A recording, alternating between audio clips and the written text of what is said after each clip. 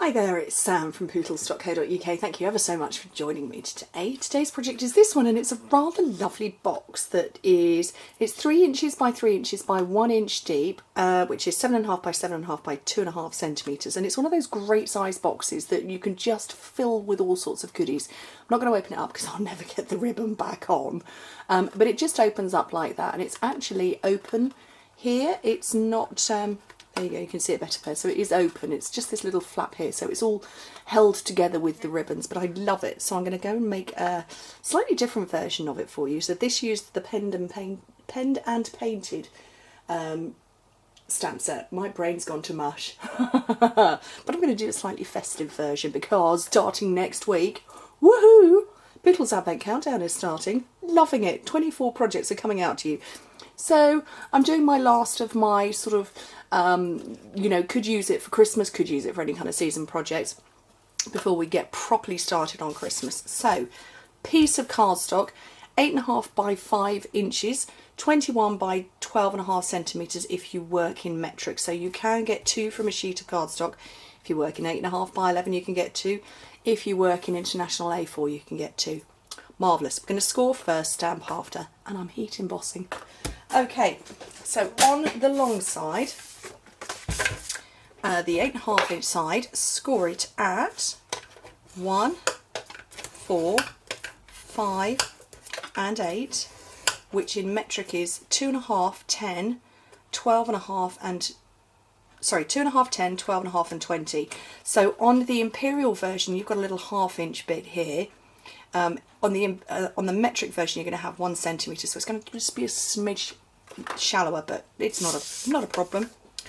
On the short side, score it at 1 and 4 inches, which is 2.5 and 10. Now you could put inside here a particularly heavily embellished 3x3 card, but it is exactly 3 inches. So be wary of that. If you're going to put something in, it's got to come out. Okay, so I'm going to fold and burnish these score lines before I do the stamping, because I want to get rid of a few bits. So we'll do the cut, then we'll do the score. Let me grab my scissors, forgot to get them out. Okay, so you've got this little shallow end here. We only actually need that bit there because that is that part, so we're going to get rid of those. Don't need them at all. Oh!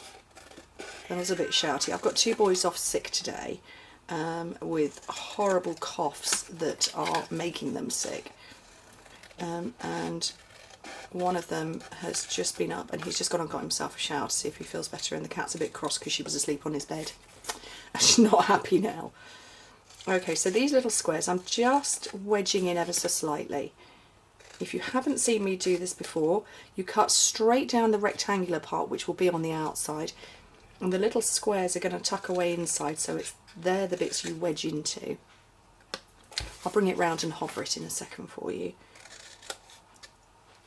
But it just gives you that nice clean finish and some really nice edges.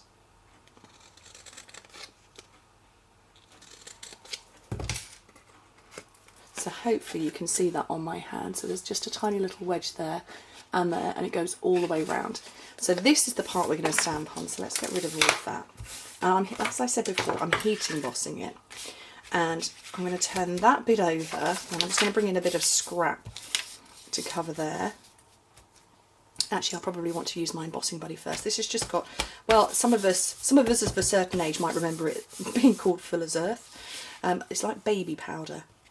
So I'm going to cover that up because it's only this bit I want to stamp on. So I've got my Versamark, got my stamp set. I'm using Star of Light for this one. I love this big swirl. It's just gorgeous. You can tell I love it because it's the one that's particularly well inked.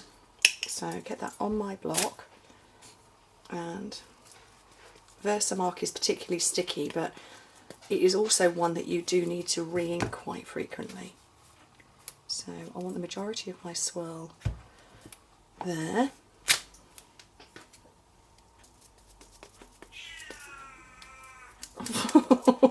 She's very cross, she's been woken up.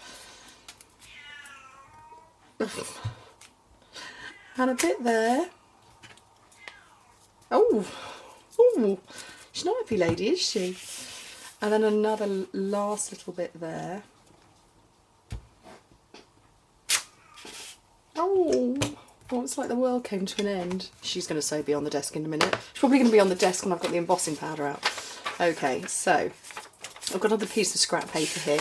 I've got a second piece because I've actually just stamped on there and I don't want my powder to stick to it. So, gold embossing powder.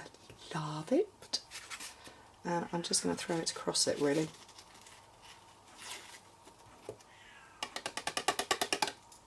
And there we go, and get that back in the pot.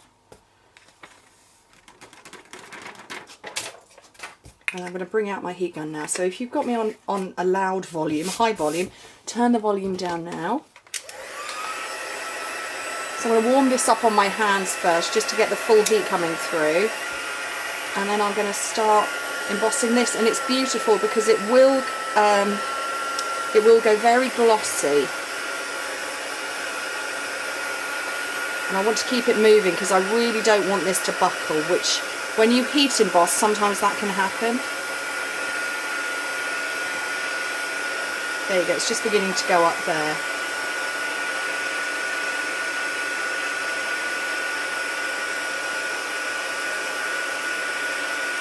Because if you hold your heat gun in one place, it tends to buckle the paper or card, which is what's actually happening on the grid paper. There we go. So that hasn't warped. Grid paper has. Oh dear, that's terrible. Can you see it? It's all rippled across there. Let's just turn it over.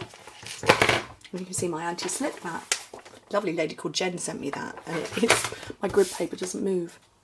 Okay, so let's put the box together. Oh, I'm so daft sometimes. I need to stamp a little bit on here. You're amazing. I don't even know which stamp set that was, so we'll not worry about it. Fuse. We'll just make it all about the gold detail on the top. So I want fuse on these little square parts. Oh, there's small children moving around now. Actually, it's quite big children. It's the 13-year-old who is now taller than me with considerably bigger feet than me. I can hear him moving. So fold those up to form the box base. And that one. Oh, it's like I heard of elephants, isn't he? Guess he's feeling better. Back to school tomorrow. And that one there. So this part, I just want to round the corners of it, just to make it a prettier finish, really. One there. One there. And then bring in my beautiful gold baker's twine. Now this comes as a trio pack from the winter catalogue, and you get garden green, and you also get what's it called, cherry cobbler, in a set of 3 for about, I'm going to say it's about £8, something like that. So all I'm doing is I've doubled it over.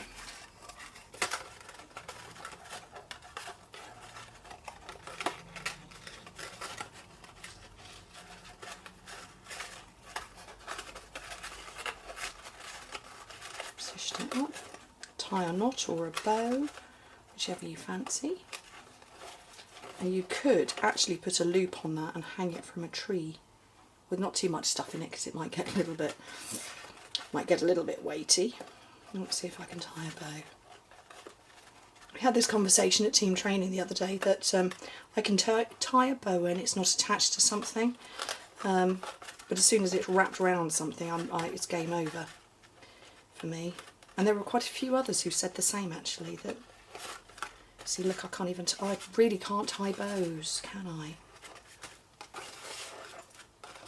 But apparently I can tie knots, probably because I've got this a bit short now. But I think this gold on the cardstock base is Sahara Sand, and it's absolutely gorgeous. And with the gold twine as well, just a very expensive looking gift. So let's pull those off. And those two. And it doesn't matter without the stamping, actually. I was going for a colour against a neutral. Oh! And there's the doorbell too. What do you think? Hope you like it. Bye.